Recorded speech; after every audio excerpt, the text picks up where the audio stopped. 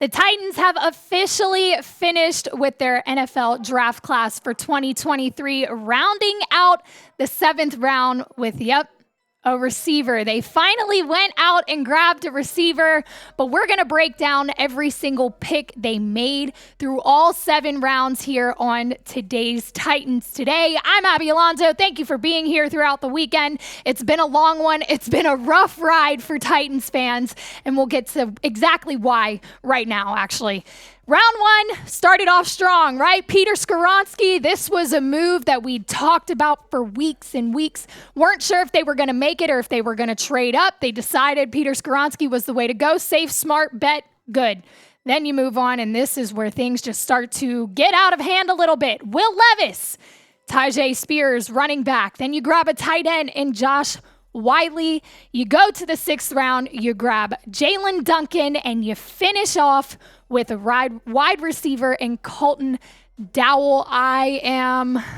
Don't want to say in shambles, just very confused, as are a lot of Tennessee fans. Just, you wanted to go into this thinking that Ran Carthon was going to make the moves, and you wanted to give it an A, and it just wasn't that. Who was your favorite pick of the draft? Again, we are going to break them all down, kind of give them grades, talk about them a little bit, but let me know, out of all 7 picks, who was your favorite, or 6, believe. Yeah, just 6. They didn't have a 4th round pick. Only 6. Wow, really just not the ideal draft for the Titans, to be completely honest. I'm going to say, keep it safe. Peter Skoronski was the way to go. I just think that this was a strong start. The O-line was in no way, shape, or form ready to roll for 2023. It is in much better shape now, and I think Peter Skoronski is a big part of that. He best offensive tackle in this draft class, and I got to give it to Ran Carthon and the front office, Mike Vrabel, for going out to get him. When you're at 11 and he's on the board, you grab him. We weren't sure he was going to be there. We talked about maybe he would go to the Bears, or earlier, Paris Johnson, we thought might end up in Tennessee. He actually ended up going somewhere else. Peter Skoronski was the way to go, and I got to say, this is an A move. A+. This was the best ideal decision that they made in this draft. Hands down, I think a lot of people are on the same page when it comes to that. Remember, Titans traded after they grabbed Skoronski. Round 2, they traded, day 2. Oh gosh, y'all, it has been such a long weekend. They did trade with the Cardinals to go grab Will Levis. This is what that trade looked like. Remember, they went up to 33 from 41 and then went back to 81 with that Cardinals trade, lost a 2024 pick to go get Will Levis. Now, this is where the controversy started.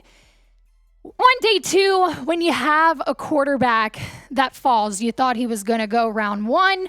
He didn't. He actually didn't even show up to day 2 of the draft. I don't know what that was about. Maybe embarrassed that all the media was talking about was how he was going to go day 1. He's at the draft, the camera's on him, and he doesn't get picked. I get it.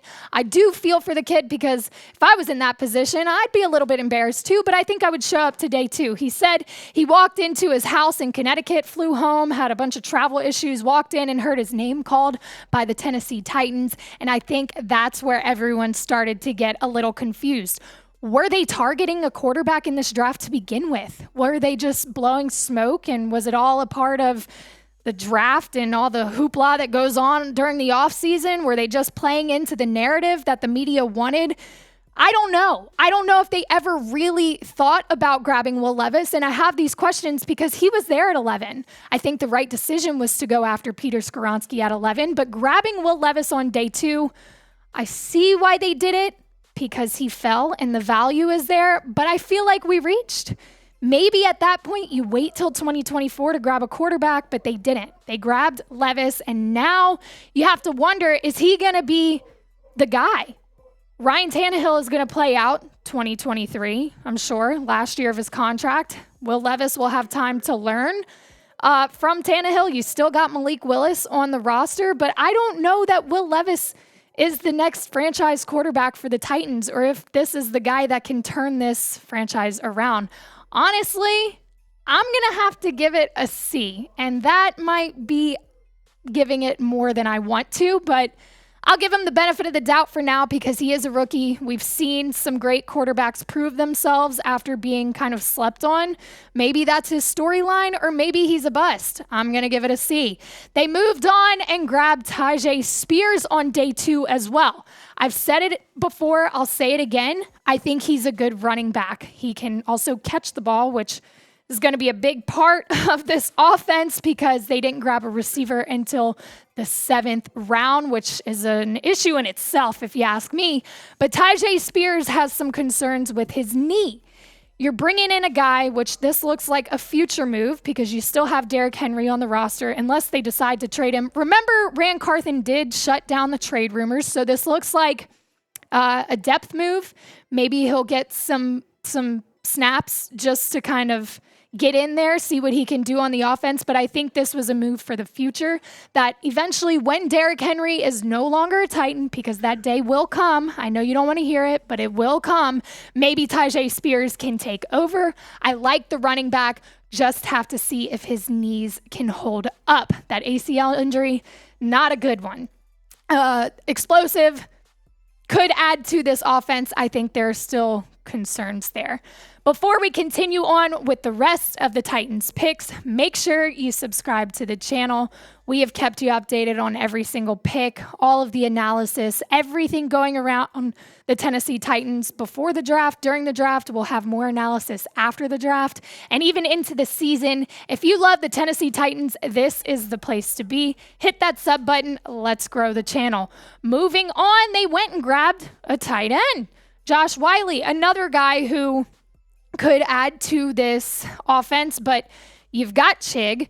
I think we talked about tight ends during free agency.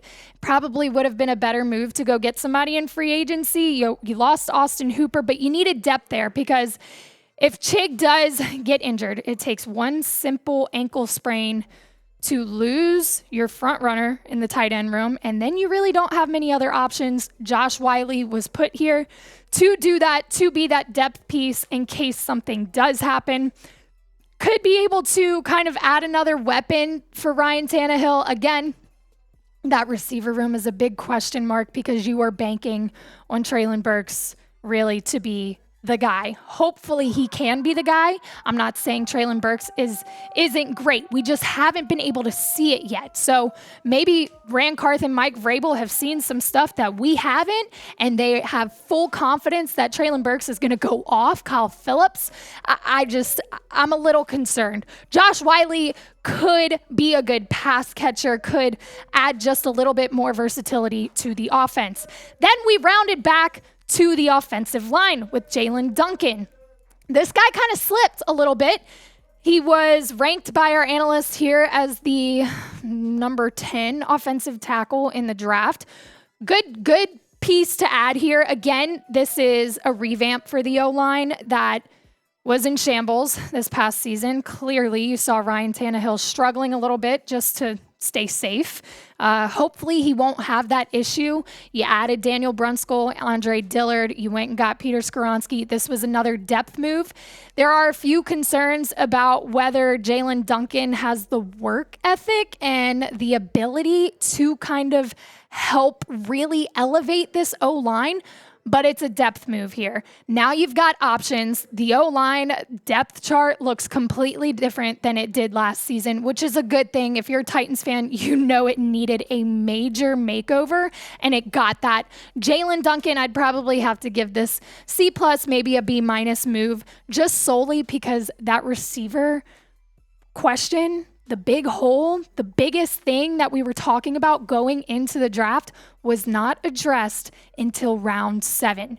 You watched so many guys go off the board. Even A.T. Perry was still there, and they just chose to continue to overlook him. He ended up with the New Orleans Saints. He's a big guy who probably could have done some good for the Titans, but they chose not to. Instead, they're rocking with Colton, Dowell, and I will give you a little bit of analysis. Look, we didn't scout this guy too much because didn't think he would go here, to be completely honest. In his final season at UT Martin in 2022, he had 67 catches for 1,036 yards and 6 touchdowns. He had 6 100-yard games in 2022, including a 7-catch, 112-yard performance against Tennessee. So yes, he went to UT Martin, which is in Tennessee. It's kind of nice to have a Tennessee guy on the Tennessee Titans, but I think there's still questions on whether this was the right move. I know I'm not completely sold on the draft class that Ran Carthon put together. If I had to grade the entire thing, I'd have to give it a C, and that might be a little bit lenient, to be completely honest. Let me know what you think. Head down to the comment section. Grade it A, B, C, D, or F. Overall, all 6 picks, again, I would have to give it a C. I think that Will Levis move really just rocked things and shook things up, and I can understand the front office seeing a quarterback like Will Levis fall to round 2, wanting to grab the value there because the quarterback position is in question. Ryan Tannehill last year, what are we going to do? But I think it may have been beneficial to wait until next year's draft to grab your next quarterback.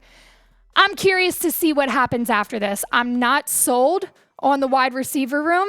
I don't know if they are just banking on what they have now to kind of pull together and use Taijae Spears and Josh Wiley in ways that maybe they do some more pass catching as well as Chig.